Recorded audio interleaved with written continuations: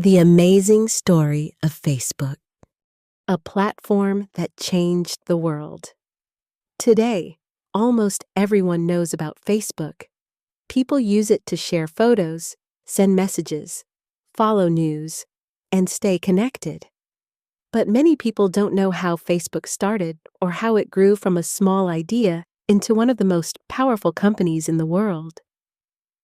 This is the story of how Facebook began in a college dorm room, how it changed the way people connect, and how it became a part of our daily lives.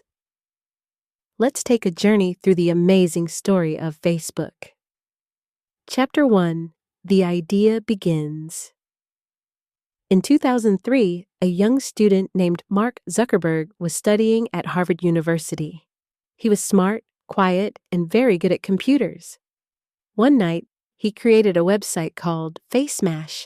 It was a game where students could vote on who looked better in two pictures.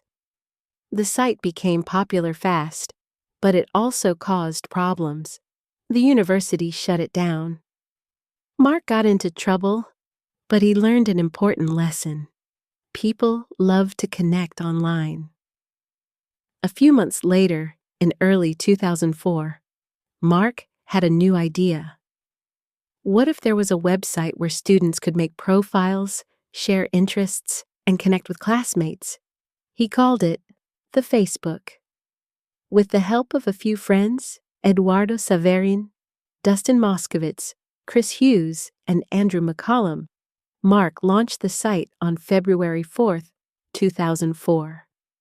At first, it was only for Harvard students, but it spread quickly. Chapter 2: Growing Fast. Students at other universities loved the Facebook. In just a few months, it expanded to Yale, Stanford, and Columbia, then to many other colleges. People wanted to be part of this new online world. The team needed money to grow. Eduardo helped at first, but soon they met Peter Thiel, co-founder of PayPal. Peter believed in the idea and invested $500,000. This helped them move to Palo Alto, California, and grow faster. In 2005, they dropped the. Now it was simply Facebook. It opened to high school students, too. Millions were joining. Chapter 3: Conflicts and Changes. Facebook's success brought problems. Some former classmates, Cameron and Tyler Winklevoss and Divya Narendra, said Mark had stolen their idea. They had asked him to help with a project called Harvard Connection, later Connect You. They sued, and Facebook paid them millions to settle. Mark also had trouble with Eduardo Saverin. Their partnership fell apart. Eduardo was pushed out, sued, and was later added back as a co-founder after another settlement. Despite these issues, Facebook kept growing. In 2006, it opened to anyone over age 13 with an email address. Chapter 4: Facebook Expands. Facebook added new features. In 2007, it launched the newsfeed, which showed what friends were doing. Some didn't like it at first, but it soon became popular. Facebook also let developers create games and apps. This made the site more fun. Games like Farmville became very popular. By 2010, Facebook had over 500 million users. Mark Zuckerberg, still in his 20s, became one of the youngest billionaires in history. Chapter 5: Going Public and Buying Instagram.